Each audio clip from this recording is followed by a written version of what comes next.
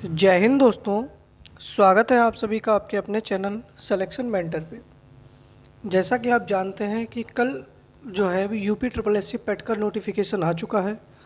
तो अब आप लोग जो है अपनी तैयारियों को धार देना शुरू कर दीजिएगा, क्योंकि इस साल पेट में अगर आप लोग अच्छा नहीं कर पाए तो आपके पास पूरे एक साल में कुछ जितनी भी वैकेंसी आती हैं उनके लिए मौका आप लोगों के हाथ से चला जाएगा। ठीक है, तो इसलिए भैया भरपूर मेहनत करिएगा। जिस तरीके से पेट का नोटिफिकेशन आ गया है, यूपी पुलिस कांस्टेबल का भी नोटिफिकेशन जो है आप लोगों को बहुत जल्द देखने को मिलेगा। तो आप लोग जो है वो पूरी तरीके से कमर कस के तैयार हो जाइएगा। ठीक है, बाकी आप लोग जो है एक बार वीडियो को शेयर कर दीजिएगा सबसे पहले, और अगर चैनल को लाइक नहीं किए हैं तो अभी तक आप लोग वीडियो को लाइक भी कर दीजिएगा। और चैनल पर नए हैं तो भैया पास में जो वो बटन है ना सब्सक्राइब वाला, उसको दबा दीजिएगा, कोई पैसा नहीं जा रहा है आप लोगों का। ठीक है, चलिए अगर आप लोग तैयार हैं तो बताइएगा, क्लास को जो है वो शुरू किया जाए। शिक्षा सबसे शक्तिशाली हथियार है जिसे आप दुनिया को बदलने के लिए उपयोग कर सकते हैं। किसने कहा है?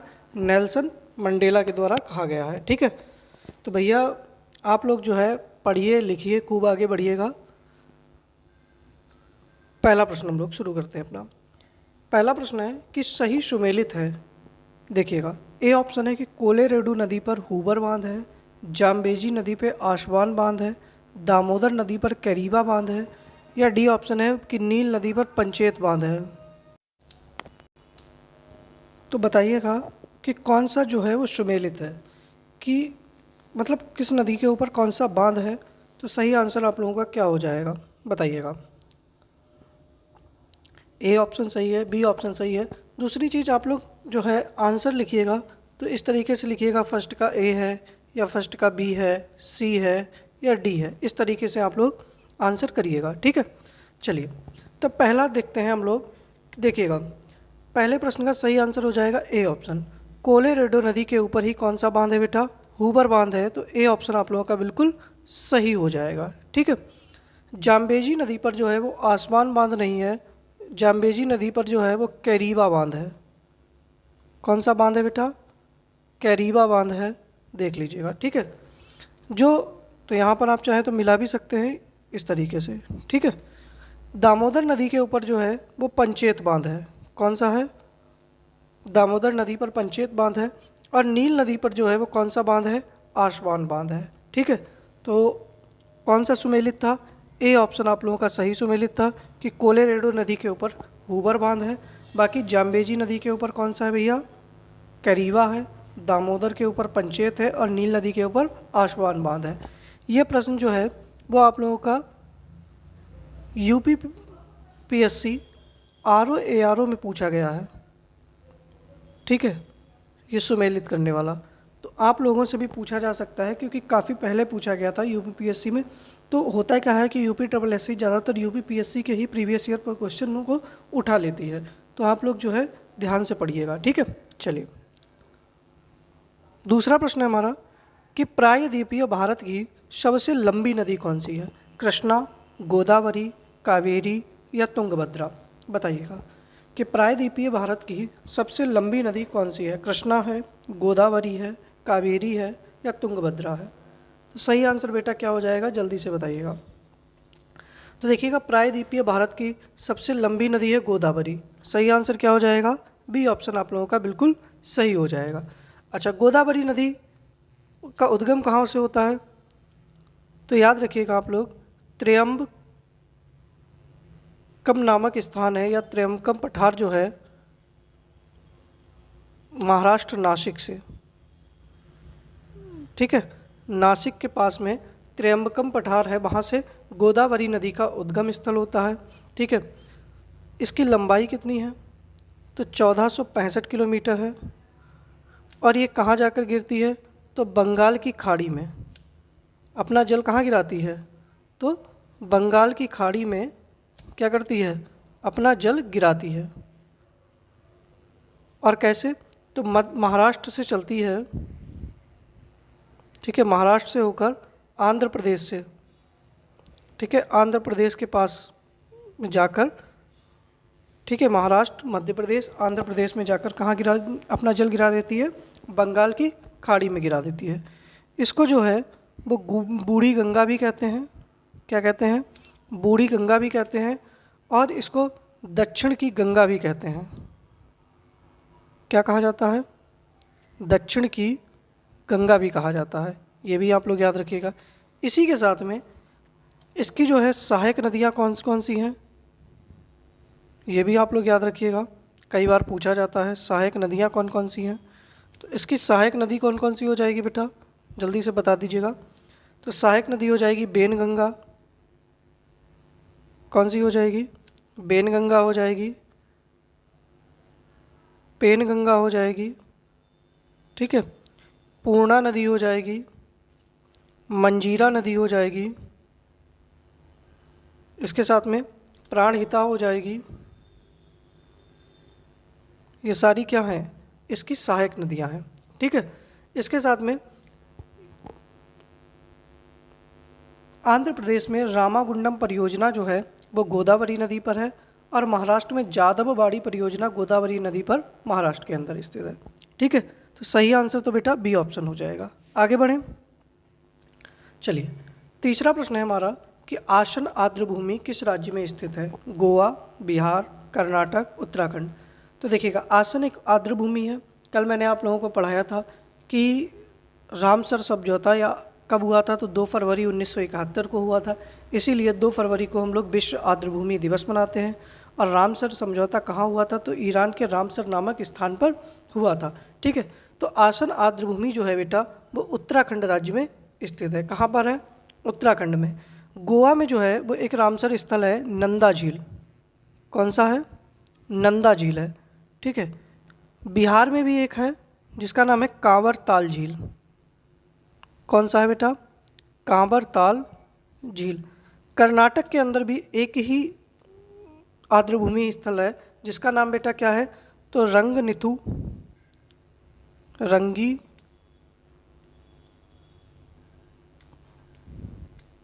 रंगननिथु पक्षी अभ्यारण्य।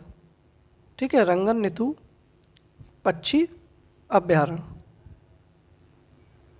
ठीक है, इसी के साथ में आप लोग और भी याद रखिएगा, जैसे त्रिपुरा में एक झील है जो कि त्रिपुरा में भी एक ही रामसर स्थल है जिसका नाम है रुद्रसागर झील। क्या नाम है बेटा? रुद्रसागर झील, जो त्रिपुरा का रामसर स्थल है। इसी के साथ में आप लोग असम का भी एक रामसर स्थल याद रखिएगा। असम में दीपोर बिल। क्या नाम है? दीपोर बिल। और ये कई बार पूछी गई है कि ये दीपोर बिल झील कहाँ पर है। ठीक है, इसी के साथ में मिजोरम में भी एक है, तो मिजोरम में है पाला। क्या नाम है उसका? पाला आर्द्र भूमि के नाम से ही फेमस है, पाला आर्द्र भूमि। और मणिपुर में भी एक है जिसका नाम आप लोग याद रखिएगा, लोकटक झील। सबको पता है।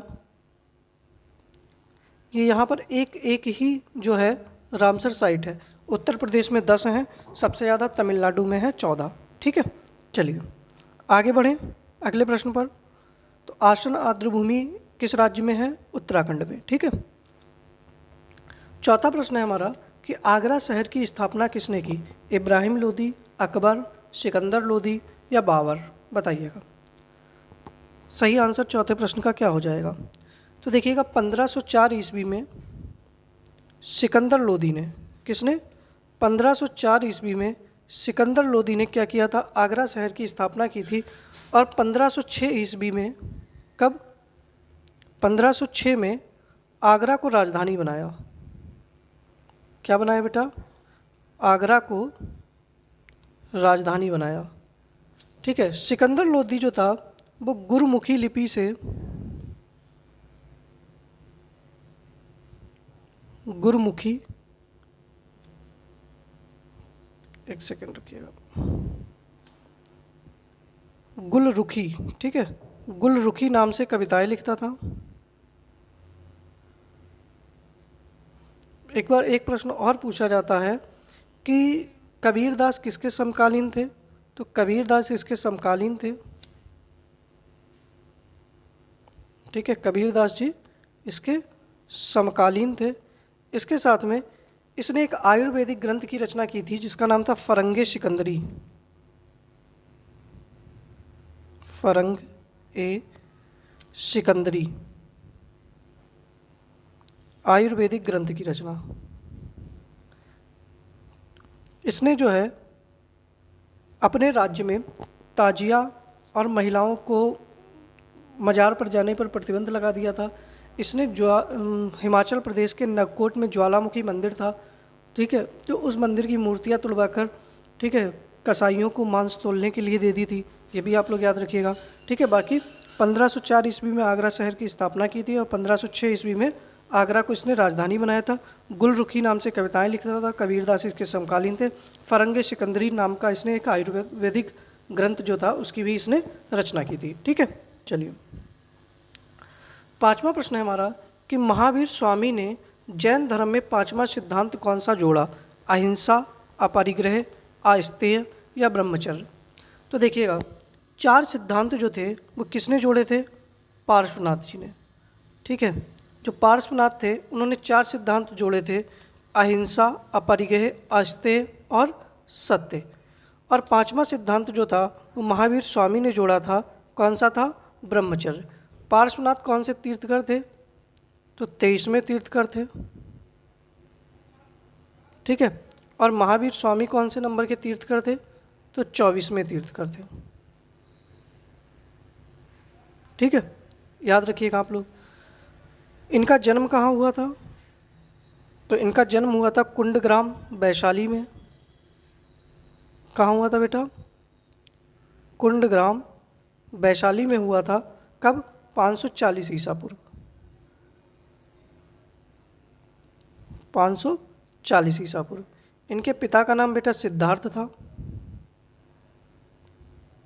क्या नाम था? पिता का नाम सिद्धार्थ था, जो कि बज्जी संघ से संबंधित थे। और इनकी माता जो थी उनका नाम क्या था? जल्दी से बताइएगा। तो माता का नाम इनकी त्रिशला था, ठीक है, जो कि किस वंश से थी? लिच्छवी वंश से थी, ठीक है। याद रखिएगा आप लोग। जैनों की भाषा कैसी थी? तो जैन धर्म वालों की भाषा जो थी वो प्राकृत थी। कौन सी थी? प्राकृत भाषा थी, ठीक है। याद रखिएगा आप लोग। तो पांचवें प्रश्न का सही आंसर क्या हो जाएगा? डी ऑप्शन आप लोगों का बिल्कुल सही हो जाएगा, ठीक है। एक बार आप लोग साथ साथ वीडियो को शेयर भी करते चलिएगा आप लोग अपने ग्रुप्स वगैरह में। छठा प्रश्न है हमारा कि 1857 की क्रांति में प्रयागराज में किसने नेतृत्व किया? मौलवी लियाकत अली, मौलवी अहमदुल्ला, बेगम हजरत महल या खान बहादुर खान ने? तो जैसा कि आप लोगों को पता है कि 1857 की क्रांति कब शुरू हुई थी? तो 10 मई 1857 को कहाँ से शुरू हुई थी? मेरठ से, ठीक है। भारत का गवर्नर जनरल कौन था उस समय? कैनिंग था। क्या नाम था उसका? कैनिंग था। इसके साथ में जो 1857 की क्रांति में प्रयागराज का नेतृत्व जो था वो मौलवी लियाकत अली ने किया था। जो मौलवी अहमदुल्ला थे इन्होंने कहाँ का नेतृत्व किया था? तो फैजाबाद, जो वर्तमान में अयोध्या है। इसके साथ में बेगम हजरत महल जो थी इन्होंने लखनऊ का नेतृत्व किया था और इनके साथ में बिरजिस कादिर भी थे। खान बहादुर खान ने जो था वो बरेली का नेतृत्व किया था। कहाँ का बेटा? बरेली का नेतृत्व किया था, याद रखिएगा। इसी के साथ में हम लोग आगे बढ़ते हैं। कानपुर का नेतृत्व किसने किया था? बताइएगा। तो कानपुर का नेतृत्व जो था वो नाना साहब और तात्या टोपे ने किया था। नाना साहब और तात्या टोपे ने किया था। इसी के साथ में आप लोग बताइएगा कि मथुरा का नेतृत्व किसने किया था? तो मथुरा का नेतृत्व जो था वो देवी सिंह ने किया था। और बताइएगा गोरखपुर का नेतृत्व किसने किया था? तो मैंने आप लोगों को बताया था गजाधर सिंह ने किया था। झांसी का बताइएगा, अब ये तो बता ही दीजिएगा। झांसी का किसने किया था? दिल्ली का किसने किया था? और बिहार का किसने किया था? ये आप लोगों को बताने हैं, ठीक है। चलिए आगे बढ़ें। सही आंसर ए ऑप्शन हो जाएगा बेटा। आगे बढ़ते हैं अगले प्रश्न पर।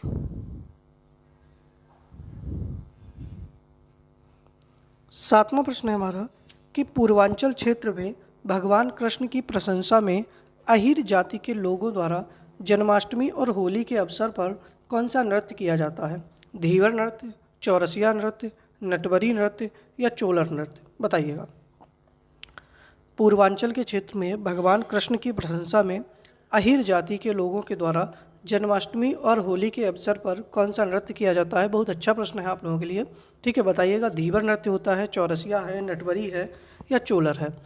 तो बेटा सही आंसर क्या हो जाएगा? तो नटवरी नृत्य जो है वो आप लोगों का बिल्कुल सही आंसर हो जाएगा। सी ऑप्शन आप लोगों का सही हो जाएगा। जो आप लोगों का धीवर नृत्य है ये पूर्वांचल में ही होता है कहार जाति के लोगों के द्वारा। किसके द्वारा? कहार जाति के द्वारा। और मांगलिक कार्यक्रम जो होते हैं उन पर किया जाता है। चौरसिया नृत्य भी किसके द्वारा किया जाता है? तो कहार जाति के द्वारा किया जाता है और यह विशेषकर जौनपुर जिले में होता है। ठीक है, इसके साथ में जो चोलर नृत्य है ये मिर्ज़ापुर और सोनभद्र के क्षेत्र में होता है। ठीक है, मिर्ज़ापुर प्लस सोनभद्र। और यह जो होता है किस लिए होता है? तो अच्छी फसल एवं वर्षा की प्राप्ति के लिए। अच्छी फसल और वर्षा की प्राप्ति के लिए जो है वो कौन सा होता है बेटा? तो चोलर नृत्य होता है। ठीक है, तो सही ऑप्शन क्या हो जाएगा? सी ऑप्शन आप लोगों का बेटा सही हो जाएगा। ठीक है, चलिए 8वां प्रश्न है हमारा कि उत्तर प्रदेश के किस जिले में सीता दोहरी झील एवं जंगली नाथ मंदिर स्थित है? बाराबंकी, लखनऊ, कानपुर, बहराइच? ठीक है, बताइएगा। अभी तक नॉर्मल से प्रश्न तो आप लोगों ने बहुत बार यूपी के भी पढ़े होंगे, अदर स्टेट के मतलब भारत में भी पढ़े होंगे, लेकिन आप लोगों ने देखा होगा पहले पिछली बार पेट में कहाँ से अलग अलग प्रश्न ढूंढ कर लाए गए थे। तो आप लोग हर तरीके से तैयार रहिएगा, इसीलिए आप लोगों के लिए बहुत ढूंढ के सेलेक्टेड प्रश्न लेकर आने की कोशिश कर रहे हैं। बताइएगा कि उत्तर प्रदेश के किस जिले में सीता दोहरी झील और जंगली नाथ मंदिर स्थित है बेटा? तो सही आंसर आप लोगों का क्या हो जाएगा? जल्दी से बताइएगा। तो बहराइच सही हो जाएगा। डी ऑप्शन सही हो जाएगा, बहराइच। ठीक है, अब आपको पता है कि बहराइच में ही एक झील है जिसका नाम है क्या? चितौरा झील। कौन सी है? चितौरा। यहीं पर एक और झील है जिसका नाम है प्रयाग झील। कौन सी है बेटा?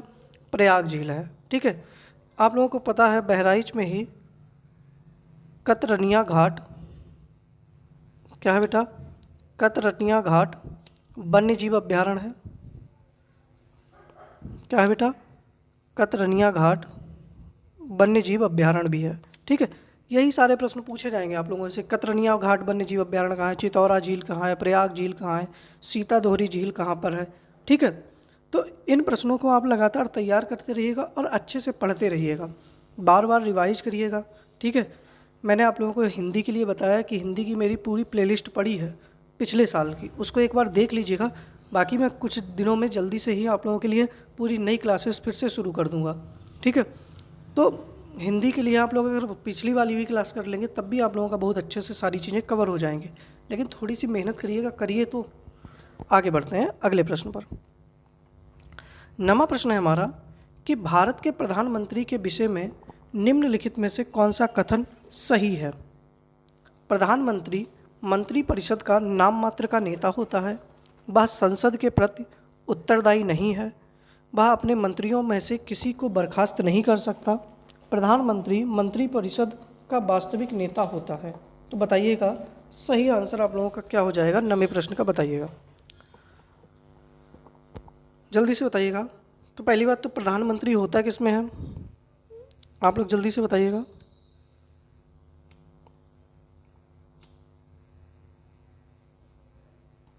तो प्रधानमंत्री कहाँ पर होता है बेटा? आर्टिकल अनुच्छेद 74 में वर्णित है। ठीक है, प्रधानमंत्री नियुक्त होता है या क्या होता है? तो प्रधानमंत्री की जो होती है वो नियुक्ति होती है, क्योंकि बहुमत दल का नेता जो होता है उसी को तो चुना जाता है। तो और इसकी नियुक्ति कौन करता है? तो राष्ट्रपति करता है।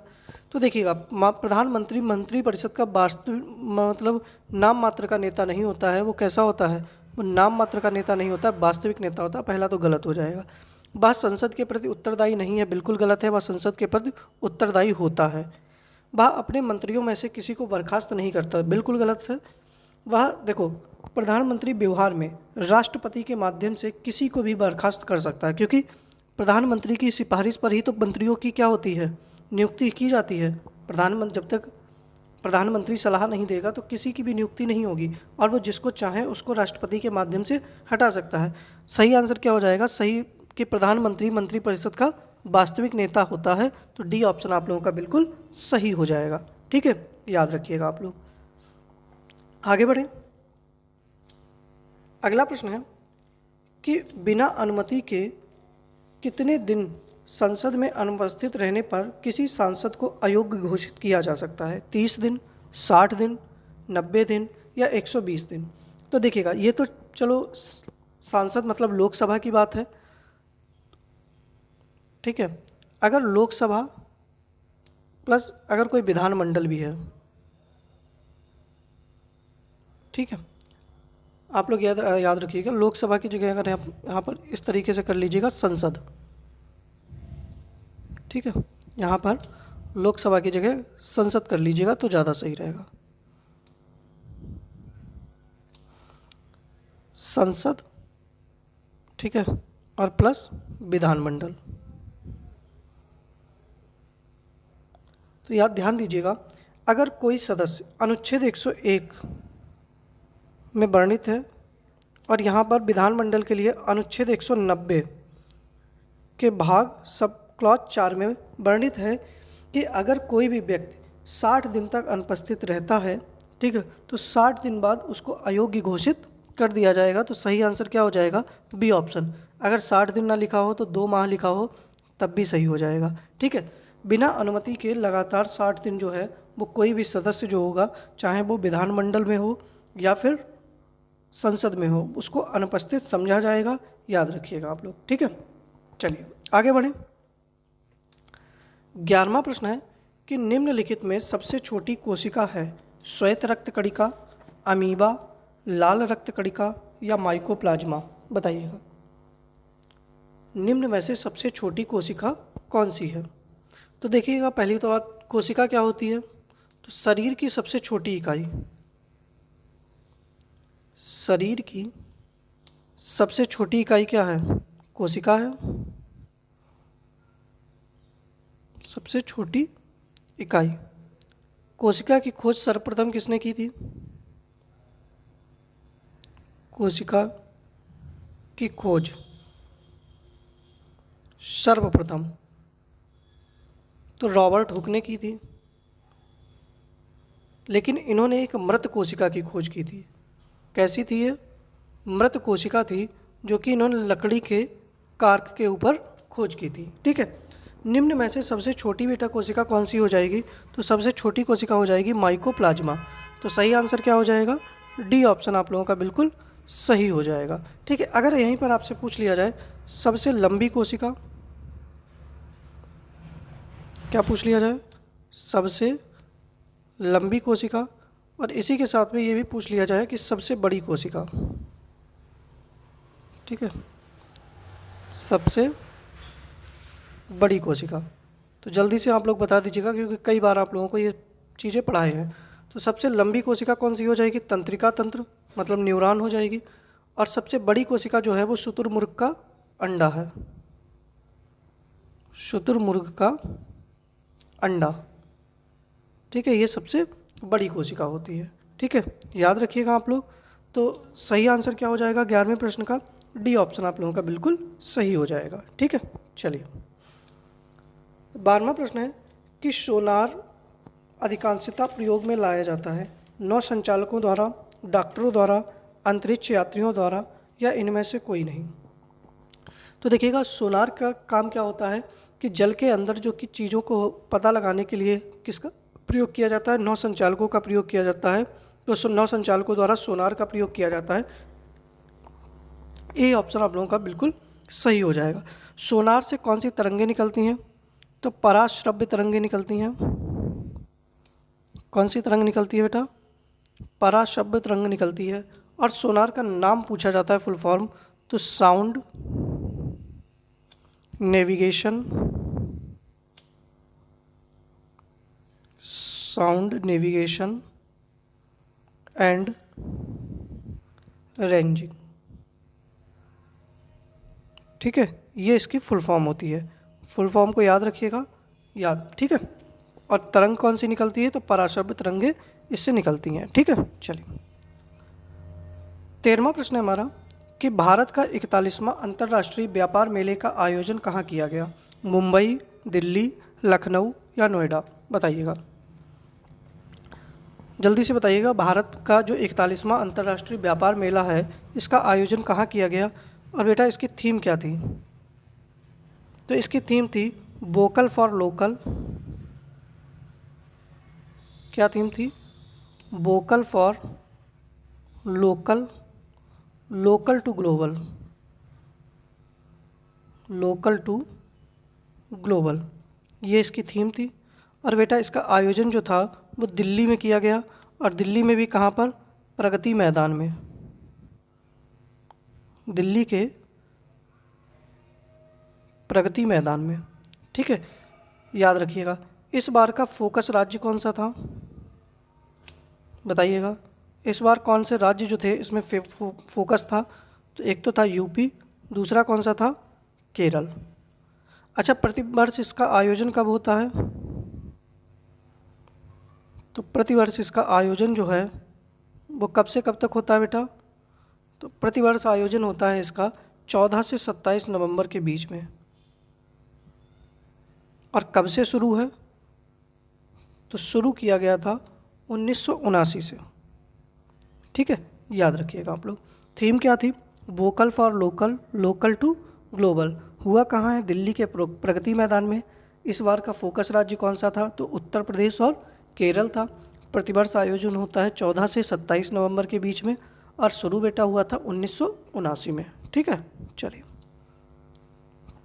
14वां प्रश्न है हमारे लिए कि किस देश में चाइल्ड केयर सेंटर में पुलिस के पूर्व अधिकारी ने अंधाधुंध गोलियां चलाकर 23 मासूम सहित 36 व्यक्तियों की जान ले ली? ठीक है, थाईलैंड में, फिनलैंड में, चीन में या पाकिस्तान में? अच्छा, इसके साथ में जो ये पूर्व अधिकारी था पुलिस का, इसने 23 मासूमों को तो मारा एक चाइल्ड केयर सेंटर में, और खुद भी बाद में अपने आप, अपने बच्चे की और पत्नी, तीनों को भी अपने गोली मारकर हत्या कर ली। ठीक, मतलब खुद भी जो है आत्महत्या कर ली थी। था क्या कि ये जो पुलिस अधिकारी था एक ड्रग केस में फंसा हुआ था। तो जब ये सुनवाई के लिए इसके ऊपर कोर्ट वगैरह जाना था तो इसका बच्चा नहीं मिल रहा था।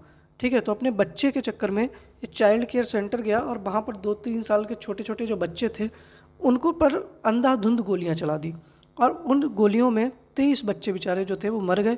फिर मैं गोलियाँ चलाते हुए रोड पे निकला। ठीक है, और रोड पे भी गोलियाँ चलाई तो उसमें भी कई सारे लोगों की जो थी जान चली गई थी। फिर अपने घर गया, घर जाकर अपने आप, अपनी पत्नी और अपने बेटे की भी गोली मारकर राम नाम सत्य कर दिया। और ये बेटा घटना कहाँ हुई? तो थाईलैंड में हुई। ठीक है, कहाँ पर हुई बेटा? थाईलैंड में हुई। देखिएगा, प्रश्न आप लोग कहेंगे कैसी सर न्यूज पढ़ा रहे हो, ये इम्पॉर्टेंट प्रश्न है, याद रखिएगा। अब आप लोग ज़रा चारों देशों की राजधानी बता दीजिएगा। तो थाईलैंड की राजधानी क्या है? बैंकॉक है। अच्छा, इसके साथ में एक अच्छा सा प्रश्न है, फिनलैंड जो है वो अभी 31वां सदस्य बना है किसका? नाटो का। ठीक है, 31वां सदस्य बना है नाटो का। अच्छा, एक चीज़ याद रखिएगा, चीन जो है, चीन में एक सिस्टम होता है कि वहाँ पर जैसे ना ज्योतिषी के आधार पर लगातार 12 वर्षों तक हर साल एक वर्ष का नाम किसी जानवर के ऊपर रखा जाता है। तो जो वर्ष 2023 है ना, तो वर्ष 2023 जो है इन्होंने किसको समर्पित किया है? खरगोश को समर्पित किया है। और जो 2022 जो था वो चीते को समर्पित था। ठीक है, तो ये भी याद रखिएगा कि चीन ने जो है वर्ष 2023 किस जानवर को समर्पित किया है? तो खरगोश को समर्पित किया है। ठीक है, चलिए आगे बढ़ें। 15वां प्रश्न है कि निम्नलिखित में से किस देश के केंद्रीय बैंक को वर्ष के सर्वश्रेष्ठ केंद्रीय बैंक के रूप में सेंट्रल बैंकिंग शोध पत्रिका ने जून 2023 में पुरस्कृत किया? अमेरिका, यूक्रेन, दक्षिण कोरिया या भारत? तो बताइएगा कि किस देश की बैंक को जो है सर्वश्रेष्ठ केंद्रीय बैंक के रूप में सेंट्रल बैंकिंग शोध पत्रिका ने जून 2023 में पुरस्कृत किया है? तो सही आंसर बेटा क्या हो जाएगा? आप लोग जान रहे हैं कि इस बार सारे अवार्ड जो हैं वो किसको मिल रहे हैं? यूक्रेन को मिल रहे हैं। ठीक है, यूक्रेन की राजधानी क्या है? कीव है। ठीक है, याद रखिएगा आप लोग। अमेरिका की राजधानी वाशिंगटन, दक्षिण कोरिया की राजधानी क्या है, तो सियोल है। और भारत की राजधानी अगर किसी को नहीं पता है तब तो फिर बहुत ही शर्म की बात है। ठीक है, तो सही आंसर क्या हो जाएगा, बी ऑप्शन सही हो जाएगा। ठीक, चलिए अब देखिएगा, अगर अभी तक भी अगर वीडियो को लाइक नहीं किए हैं तो लाइक कर दीजिएगा, चैनल को सब्सक्राइब नहीं किया है तो सब्सक्राइब कर लीजिएगा। ठीक है, और आप लोग जो है वीडियो को शेयर भी कर दीजिएगा। अब हम लोग जो कल की क्लास थी हमारी, तो कल की जो क्लास थी उसका हम लोग एक बार रिवीजन कर लेते हैं जल्दी से। ठीक है, जैसे हमारा प्रीवियस ईयर क्लास रिवीजन है, पहला प्रश्न था कि ध्रुपद मेला उत्तर प्रदेश के किस ज़िले में लगता है। तो मैंने आप लोगों को बताया था ध्रुपद मेला जो है वो उत्तर प्रदेश के वाराणसी ज़िले में लगता है। अयोध्या में बताए थे ना परिक्रमा मेला, श्रावण झूला मेला। मिर्ज़ापुर में भी बताया था मैंने आप लोगों को, कुछ भी मिर्ज़ापुर में बताया था ना कजरी महोत्सव। आगरा में बताया था राम बारात मेला, इसके साथ में कैलाश मेला, सुलह कुल उत्सव, ये सब कहाँ बताए थे, आगरा में। दूसरा प्रश्न था कि उत्तर प्रदेश में चीनी का कटोरा किसे कहा जाता है। तो बताए थे ना उत्तर प्रदेश में चीनी का कटोरा लखीमपुर खीरी को कहा जाता था, भदोही को कारपेट सिटी कहा जाता था, चंदौली को धान चावल का कटोरा कहा जाता है। ठीक है, चलिए तीसरा प्रश्न था कि दुनिया की सबसे बड़ी मोबाइल फैक्ट्री कहाँ स्थापित की गई है। तो दुनिया की सबसे बड़ी मोबाइल फैक्ट्री जो है वो उत्तर प्रदेश के नोएडा में स्थापित की गई थी। कब, 10 मई 2020 को मोदी जी ने इसका और दक्षिण कोरिया के राष्ट्रपति ने इसका उद्घाटन किया था। ठीक है, चौथा प्रश्न था कि सांडी पक्षी अभ्यारण्य एक रामसर स्थल है, यह उत्तर प्रदेश के किस जिले में स्थित है। तो बेटा क्या था सही आंसर, यह उत्तर प्रदेश के हरदोई जिले में स्थित है। डी ऑप्शन आपका बिल्कुल सही हो जाता है। ठीक है, पांचवा प्रश्न है कि निम्न में से हड़प्पा सभ्यता का कौन सा स्थल जो है वो रावी नदी के तट पर स्थित था। तो मैंने बताया था हड़प्पा रावी नदी के तट पर स्थित था। कहाँ पर, ये पाकिस्तान में पड़ता है। ठीक है, याद रखिएगा। इसकी खोज सबसे पहले इसी की हुई थी, किसने की थी, दयाराम साहनी ने। चलिए छठा प्रश्न था कि निम्न में से किसके शासनकाल में गांधार कला एवं मथुरा कला का विकास हुआ था। तो मैंने बताया था गांधार कला जो थी वो क्या थी, जिनमें गौतम बुद्ध की सर्वाधिक मूर्तियाँ किसमें बनाई गई, गांधार कला में। और गौतम बुद्ध जी की पहली मूर्ति जो है वो मथुरा कला में बनाई गई थी। और किसके शासनकाल में सर्वाधिक विकास हुआ है बेटा, तो कनिष्क के शासनकाल में। कनिष्क जो था वो कुषाण वंश का राजा था। किस वंश से संबंधित था, कुषाण वंश से संबंधित था। और कनिष्क के समय में ही चतुर्थ बौद्ध संगति हुई थी। और इसी समय जो था कौन सा धर्म, बौद्ध धर्म जो था वो दो भागों में विभाजित हो गया था, हीनयान और महायान शाखा में। सातवां प्रश्न है हमारा कि निम्न में से किस अधिवेशन में कांग्रेस का विभाजन हुआ। तो भैया कांग्रेस का विभाजन किस अधिवेशन में हो गया था, जिसमें गरम दल और नरम दल में विभाजित हुआ था, जिसकी अध्यक्षता किसने की थी, रासबिहारी घोष ने, सूरत अधिवेशन 1907 में। ठीक है, आठवां प्रश्न था कि कौन सी नदी पंजाकार डेल्टा बनाती है। तो मैंने आप लोगों को बताया था नील नदी और गंगा और ब्रह्मपुत्र नदी चापाकार डेल्टा बनाती है, और मिसिसिपी और मिसौरी नदी जो है वो पंजाकार डेल्टा बनाती है। तो सी ऑप्शन आप लोगों का सही हो जाएगा। ठीक है, चलिए नवा प्रश्न था कि निम्न में से कौन सा ब्लैक पर्वत का उदाहरण है। तो मैंने बताया था यूरोप के अंदर ब्लैक फॉरेस्ट पर्वत है जिससे राइन नदी निकलती है, और ये किस पर्वत का उदाहरण है, तो बेटा ब्लैक पर्वत का उदाहरण है। कोटोपैक्सी पर्वत जो है इक्वाडोर में है, ज्वालामुखी पर्वत का उदाहरण है। रॉकी पर्वत और एंडीज पर्वत है, ये किस पर्वत के उदाहरण है, तो मोड़दार बलित पर्वत के उदाहरण है। ठीक है, 10वां प्रश्न था कि रेशम कीट हेतु शहतूत की कृषि क्या कहलाती है। तो मैंने आप लोगों को बताया था मोरिकल्चर कहलाती है। और मेरीकल्चर क्या होती है, तो समुद्री जीवों के उत्पादन की क्रिया को मेरीकल्चर कहती हैं। सब्जियों के उत्पादन की क्रिया को ओलेरीकल्चर कहते हैं। और हवा में जो सब्जियां उगाई जाती हैं उनको क्या कहा जाता है, या जो हवा में जो पौधे उगाए जाते हैं उनको एरोपोनिक कहा जाता है। ठीक है, इसके साथ में हमारा 11वां प्रश्न था कि रंगीत परियोजना किस राज्य में स्थित है। तो मैंने बताया था कि रंगीत परियोजना रंगीत नदी के ऊपर किस राज्य में स्थित थी बेटा, तो सिक्किम राज्य में स्थित थी। ठीक है, चलिए 12वां प्रश्न था हमारा कि भारतीय गणराज्य के संविधान का कौन सा अनुच्छेद व्यक्ति की प्राण एवं दैहिक स्वतंत्रता के संरक्षण से संबंधित है। कौन सा संबंधित था बेटा, प्राण एवं दैहिक स्वतंत्रता से, तो अनुच्छेद 21 संबंधित है। सी ऑप्शन आप लोगों का बिल्कुल सही हो जाएगा। ठीक है, 13वां प्रश्न कौन सा था कि कौन सी भाषा 8वीं अनुसूची में शामिल नहीं है। तो मैंने आप लोगों को बताया था 8वीं अनुसूची में कितनी कुल भाषाएं हैं इस समय, तो 22 भाषाएं हैं। और राजभाषा किस मतलब भाग में है, तो भाग 17 में है। और कौन सी बेटा भाषा नहीं सम्मिलित थी, तो अंग्रेजी नहीं सम्मिलित है। ठीक है, बाकी सारी सम्मिलित है। 14वां प्रश्न है कि किस केंद्रीय मंत्रालय ने दुग्ध संकलन साथी मोबाइल ऐप का अनावरण किया है? तो मैंने बताया था उत्तराखंड के टिहरी में महेंद्र नाथ पांडे जो कि भारी उद्योग मंत्री हैं, तो भारी उद्योग मंत्रालय के द्वारा किसका अनावरण किया गया? तो दुग्ध संकलन मोबाइल ऐप का। कहाँ पर बेटा? उत्तराखंड में, उत्तराखंड के टिहरी में। टिहरी में ही क्या है? टिहरी बांध है, ठीक है। 15वां प्रश्न है हमारा कि हाल ही में किस राज्य में रिजर्व बैंक का उप कार्यालय खोला गया है? तो मैंने आप लोगों को बताया था कोहिमा में, नागालैंड के कोहिमा में जो है भारतीय रिजर्व बैंक का उप कार्यालय खोला गया है। मैंने बताया था आरबीआई के गवर्नर शक्तिकांत दास हैं और अभी डिप्टी गवर्नर जो है वो स्वामीनाथन जानकी रमन बनाए गए हैं, ठीक है। बताए थे ना सारी चीज़ें। अच्छा, इसके साथ में आप लोग स्क्रीनशॉट लीजिएगा। इसका 2 प्रश्न आप लोगों के लिए होमवर्क के हैं कि 2021 में गांधी शांति पुरस्कार प्रदान किया गया, किसको प्रदान किया गया? साथ में आपको पूरा गांधी शांति पुरस्कार के बारे में लिखना है, कब से शुरू हुआ, कितनी धनराशि मिलती है इसमें। इसके साथ में आपको ये भी बताना है कि भारत का कौन सा राज्य पूर्ण ई गवर्नेंस वाला देश का पहला राज्य बन गया है, राज्य का भी नाम बताना है। साथ में राज्य के राज्यपाल और वर्तमान में मुख्यमंत्री कौन है और राजधानी भी लिखनी है, ठीक है। तो दोनों प्रश्न आप लोगों के लिए होमवर्क हैं। आप लोग इसको जो है कमेंट बॉक्स में वीडियो खत्म हो जाने के बाद में दोनों प्रश्नों के आंसर करिएगा, सभी लोग करिएगा, ठीक है। इसके साथ में अगर वीडियो को लाइक नहीं किया है तो भैया लाइक कर दीजिएगा, चैनल को अब भी सब्सक्राइब नहीं किया है तो सब्सक्राइब भी कर लीजिएगा। बाकी जो है हम लोग मिलते हैं अपनी नेक्स्ट वीडियो में। आप लोग अपना ख्याल रखिएगा। जय हिंद।